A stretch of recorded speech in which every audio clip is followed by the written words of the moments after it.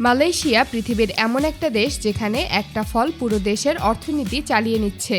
সেটা হলো মালয়েশিয়ার বিশাল স্কেলের পাম ফল। আপনি যদি কখনো মালয়েশিয়ার গ্রাম অঞ্চলের দিকে যান তাহলে দেখবেন একের পর এক লম্বা সবুজ গাছের সারি, আর সেই গাছের মাথায় ঝুলছে লালচে কমলা রঙের বড় বড় ফলের কাঁদি। আর এই পাম ফলই পরে প্রসেস হয়ে এমন সব জিনিস বানানো হয় যেগুলো আমরা প্রতিদিন ব্যবহার করি, কিন্তু কখনো ভাবিও না এগুলো আসলে মালয়েশিয়ার পাম বাগান থেকে এসেছে। পাম বাগানে সাধারণত অয়েল পাম নামের গাছ লাগানো হয়। এই গাছগুলো খুব দ্রুত বড় হয় এবং প্রায় 3 থেকে 4 বছর বয়স থেকেই ফল দিতে শুরু করে। একবার ফল দেওয়া শুরু করলে গাছ প্রায় 25 থেকে 30 বছর পর্যন্ত ফল দিতে পারে। মালয়েশিয়ার আবহাওয়া, বৃষ্টি আর উষ্ণ পরিবেশ এই গাছের জন্য একদম পারফেক্ট। এজন্যই মালয়েশিয়াতে পাম গাছের উৎপাদন এত বেশি এবং এত দ্রুত হয়। এই গাছের সবচেয়ে বড় সুবিধা হলো অন্য অনেক তেলজাতীয় ফসল যেমন সরিষা বা সয়াবিনের তুলনায় পাম গাছ থেকে অনেক বেশি পরিমাণে তেল পাওয়া যায়। তাই মালয়েশিয়ার মতো দেশগুলো এটাকে বিশাল ইন্ডাস্ট্রিতে পরিণত করেছে। প্রতিটি গাছে ফল হয় গুচ্ছ আকারে। এক একটা গুচ্ছের ওজন অনেক সময় 15 থেকে 30 কেজি পর্যন্ত হতে পারে। গুচ্ছের ভেতরে ছোট ছোট অসংখ্য ফল থাকে, যেগুলো দেখতে ডিমের মতো এবং রং লালচে বা কমলা হয়। যখন পাম ফল পুরোপুরি পেকে যায় তখন শ্রমিকরা লম্বা ধারালো কাটার দিয়ে ফলের গুচ্ছ কেটে নিচে ফেলে। এই কাজটা শুনতে সহজ মনে হলেও বাস্তবে এটা খুব কষ্টের কাজ, কারণ গাছ অনেক উঁচু হয় এবং ফলের গুচ্ছ অনেক ভারী হয়। কাটার পর ফল দ্রুত সংগ্রহ করাটা জরুরি, কারণ পাম ফল কাটার পর বেশি সময় বাইরে পড়ে থাকলে এর ভেতরের তেলের মান দ্রুত নষ্ট হতে শুরু করে। ফল কেটে মাটিতে ফেলার পর শ্রমিকরা দ্রুত সেগুলো এক জায়গায় জড়ো করে, তারপর ট্রাক বা বড় ট্রলিতে তুলে দেওয়া হয়। মালয়েশিয়াতে অনেক পাম বাগানই বিশাল বড় এলাকা জুড়ে থাকে, তাই সেখানে আলাদা রাস্তা তৈরি করা থাকে যাতে ট্রাক সহজে চলতে পারে। ট্রাকে করে এই ফলগুলো পাঠানো হয় পাম অয়েল মিল বা ফ্যাক্টরিতে। মালয়েশিয়াতে পাম অয়েল মিলগুলো অনেক আধুনিক এবং বিশাল ক্ষমতা সম্পন্ন। কিছু কিছু ফ্যাক্টরি দিনে হাজার হাজার টন ফল প্রসেস করতে পারে। এরপর শুরু হয় ফ্যাক্টরির সবচেয়ে গুরুত্বপূর্ণ ধাপ, যাকে বলা হয় স্টেরিলাইজেশন।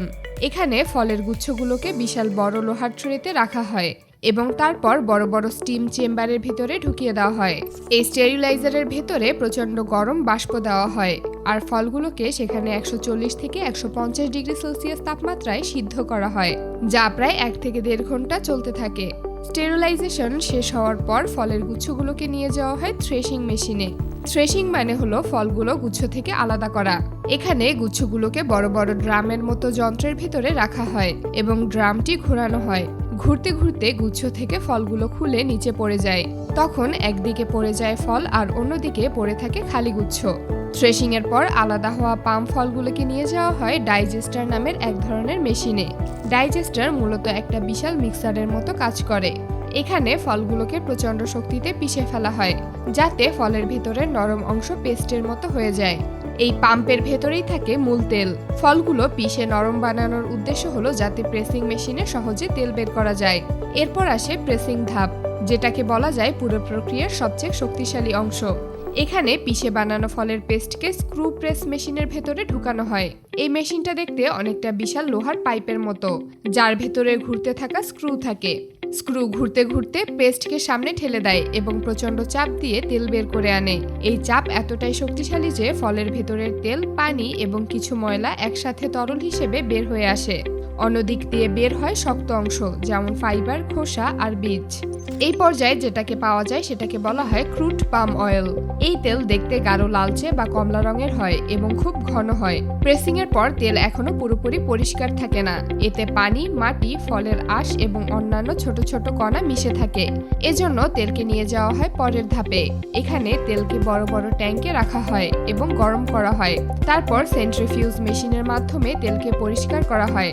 তেল এবং পানি আলাদা হয়ে যায় আর ময়লা নিচে থাকে। এই প্রক্রিয়ায় ধাপে ধাপে তেল পরিষ্কার হয়ে যায়। এরপর পরিষ্কার তেল স্টোরেজ ট্যাঙ্কে জমা করা হয়। এই তেলই পরে বিভিন্ন রিফাইনারিতে পাঠানো হয়, যেখানে আরও প্রসেস করে একে রান্নার উপযোগী বা অন্যান্য কাজে ব্যবহারের উপযোগী করা হয়। এখন অনেকেই মনে করে পাম ফল থেকে শুধু রান্নার তেল তৈরি হয়, কিন্তু এই তেল অনেক বেশি দামি এবং বিশেষভাবে কসমেটিক্স, সাবান বা বিভিন্ন কেমিক্যাল ইন্ডাস্ট্রিতে ব্যবহার হয়। এছাড়া এই তেল ব্যবহার হয় বাড়ির রান্নায়, হোটেল, রেস্টুরেন্টে এবং বিশেষ করে ফাস্ট ফুড ইন্ডাস্ট্রিতে, কারণ পাম তেল তুলনামূলক সস্তা এবং উচ্চ তাপে সহজে পুড়ে যায় না। এজন্য ফ্রেঞ্চ ফ্রাই, চিকেন ফ্রাই বা বিভিন্ন স্ন্যাক্স ভাজার জন্য এই তেল ব্যাপকভাবে ব্যবহৃত হয়। পাম তেল বেকারি আইটেম, কেক, পেস্ট্রি এবং বিস্কুট তৈরিতে লাগে। একইভাবে চকলেট এবং চকলেটজাত খাবারের মধ্যেও পাম তেল বা এর উপাদান ব্যবহার করা হয়, কারণ এটি চকলেটকে শক্ত রাখে এবং দ্রুত গলে যেতে দেয় না। আরেকটা বড় ব্যবহার হলো ইনস্ট্যান্ট নুডলস। ইনস্ট্যান্ট নুডলস তৈরি করার সময় নুডলসকে আগে তেলে ভেজে শুকানো হয়, যাতে এটি দ্রুত রান্না হয়। এই ভাজার কাজে অধিকাংশ সময় পাম তেল ব্যবহার করা হয়, এজন্য নুডলস ইন্ডাস্ট্রিতে পাম তেলের চাহিদা সবথেকে বেশি। একইভাবে বিভিন্ন প্যাকেটজাত স্ন্যাক্স যেমন চিপস, চানাচুর, ক্র্যাকার্স এবং ফ্রোজেন ফুডের ক্ষেত্রেও পাম তেল ব্যবহৃত হয়। সবচেয়ে অবাক করার মতো বিষয় হলো পাম ইন্ডাস্ট্রিতে প্রায় কিছুই নষ্ট হয় না।